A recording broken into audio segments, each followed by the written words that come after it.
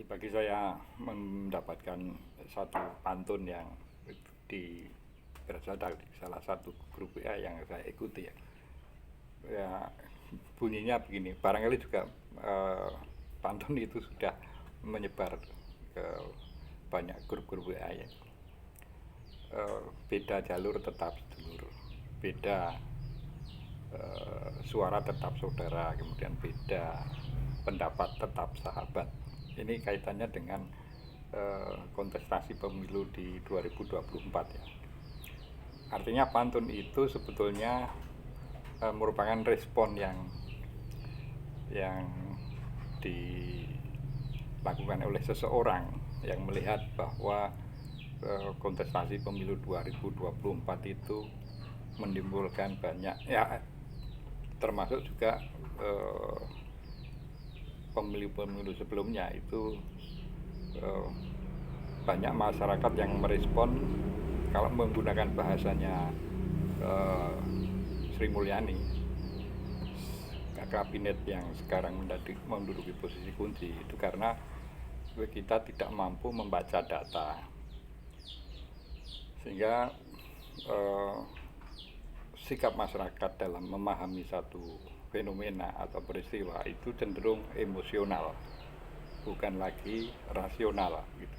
Sehingga muncullah pantun tadi ya. Saya kira mungkin juga banyak Anda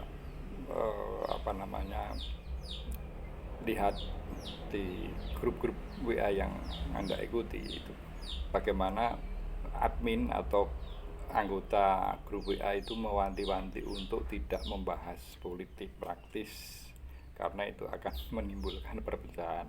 Kalau tidak admin mengambil sikap mengeluarkan anggota yang nekat memposting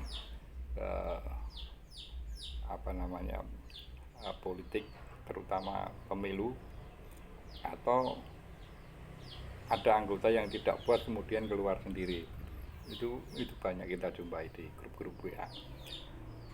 Nah ini sekali lagi memang betul apa yang dikatakan oleh Sri Mulyani, bahwa masyarakat yang tidak memahami data, yang tidak mampu membaca data, itu emosinya tidak bisa dikelola dengan baik, sehingga sikapnya itu menjadi tidak rasional. Cuma persoalannya adalah untuk memahami data juga diperlukan IQ yang memadai, sementara IQ rata-rata masyarakat kita masih yang terendah di 11 negara ASEAN, kita nomor 10. Kita masih ingat skor rata-rata IQ kita itu 78.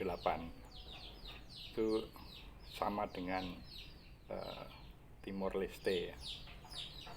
Sementara untuk negara-negara ASEAN yang lain itu di atas kita. Nah ini akhirnya menjadi kendala untuk, kalau toh ada data, yang memahami data sendiri itu sudah satu persoalan. Sehingga muncul tadi pantun yang sebetulnya ingin bersikap bijak mensikapi pemilu 2024 maupun pemilu-pemilu sebelumnya. Meskipun ini juga aneh, artinya begini, anehnya itu masyarakat atau rakyat yang sebagai pemegang kedaulatan tertinggi di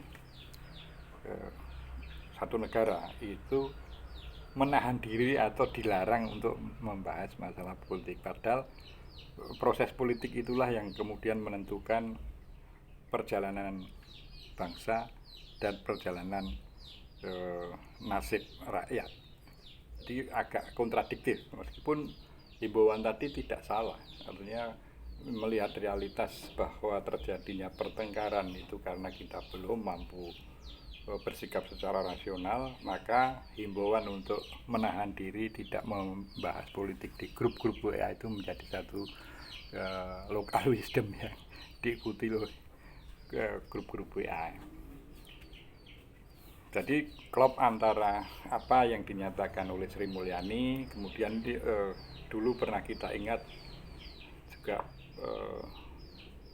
wakil presiden zamannya SBY yaitu Pak Budiono yang mengatakan demokrasi kita itu akan sehat kalau kita sudah mencapai pendapatan per kapita 6.600 US dollar per tahun. Nah itu di situ secara implisit menyatakan dalam taraf hidup yang sudah makmur taruhlah begitu, maka sikap masyarakat itu cenderung rasional, tidak lagi emosional, sehingga pilihan tentang siapa yang menurut mereka sesuai dan sebagainya itu cenderung rasional, plus didasarkan kemampuan untuk membaca data. Data itu bisa angka, bisa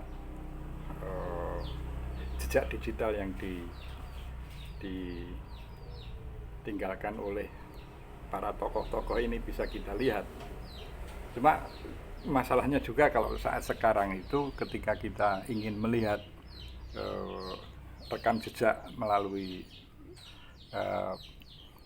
media digital, itu pun masyarakat bukan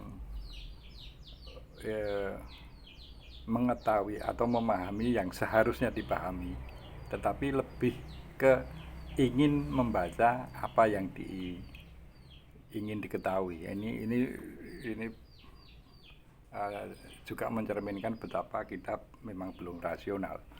Kalau rasional tentunya informasi itu kita peroleh dengan cara, kalau misalnya itu ada dua belah pihak, ya kita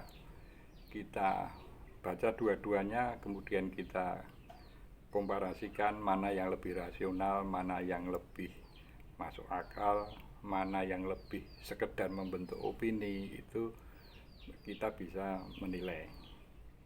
Tapi ya sekali lagi ya, inilah wajah masyarakat kita yang masih terus harus diperjuangkan oleh para pemimpin negeri ini untuk mewujudkan apa yang sudah dituangkan di pembukaan Undang-Undang Dasar 1945, memajukan kesejahteraan umum, kemudian mencerdaskan kehidupan bangsa.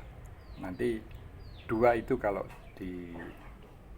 dicapai, maka apa yang dikatakan Sri Mulyani itu benar, apa yang dikatakan oleh Profesor Dr. Budiono itu juga benar. Salam konstitusi.